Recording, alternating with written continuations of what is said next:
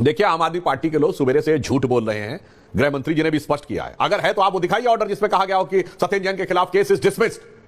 क्या ऐसा कोई है ऑर्डर जिसमें कहा गया केस इज डिसमिस्ड, केस निरस्त हो गया, खारिज हो गया? इसीलिए, और मुझे और अधिक आश्चर्य क्यों होता है ऐश्वर्य जी, ये वो पार्टी है जो कहती थी आरोप लगता है इस्तीफा होना चाहिए। केजरीवाल जी का वीडियो याद करिए, आरोप लगता है इस्तीफा जांच तो बाद में होनी चाहिए। और तो और जिस नेता पे आरोप भी नहीं था, सोनिया गांधी जी पे उस समय तक कोई आरोप नहीं था, इनका वीडियो अवेलेबल है, बुलाओ सोनिया गांधी को और एक बार जेल में डालो, 2 दिन के अंदर पूछताछ करो, सबका सब निकल के आ जाएगा। मेरे भाई क्या हो गया? और मुझे तो ये समझ में नहीं था, आम आदमी पार्टी अपने अंदर भी अलग अलग रूल लागू करती है। उसी घोटाले के आरोप में मनीष सिसोदिया जेल गए तो उप मुख्यमंत्री थे, उनसे इस्तीफा ले लिया। और उसी घोटाले के आरोप में जब केजरीवाल जेल गए तो उन्होंने इस्तीफा नहीं दिया भाई। उप मुख्यमंत्री के लिए नियम कुछ और मुख्यमंत्री के लिए नियम कुछ और याद करिए ये पार्टी क्या कहती थी, right to reject, right to recall. यानी जैसे ही अगर आरोप लग जाए तो जनता ने कर लिया रिकॉल। चाहिए right to reject, right to recall, मुझे चाहिए जन लोकपाल। टोपी कहां गई मेरे भाई? और टोपी ऐसी पहनाई जनता को कि सरकार तो छोड़िए, पंजाब में आज नहीं है लोकपाल और दिल्ली में कहते हैं एसीबी इन्होंने ले ली। मगर मैं पूछना चाहता हूं मेरे भाई, आपकी पार्टी में एक लोकपाल आपने नियुक्त किया था, उनका नाम था एडमिरल रामदास, भारत की सेना के पूर्व एडमिरल थे। जैसे ही लगा कि वो कुछ इधर उधर कर सकते, फेंका दिए उनको। इसीलिए मैंने कहा कि आम आदमी पार्टी का उदाहरण यह स्पष्ट बताता है कि भारत में प्रयोग धर्मी राजनीति, रेडियो धर्मी विकरण पैदा कर सकती है।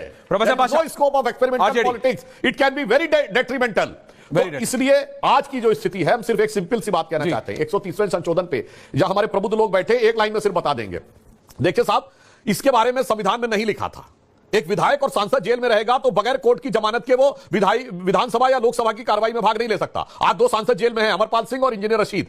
और सरकारी अधिकारी 2 दिन से अधिक जेल में रहेगा तो वो बर्खास्त नहीं होगा, सस्पेंड हो जाएगा। तो भाई ये मंत्री और मुख्यमंत्री को छूट क्यों? क्योंकि कल्पना नहीं की होगी संविधान बनाने वालों ने कि जेल से रहकर सरकार चलेगी।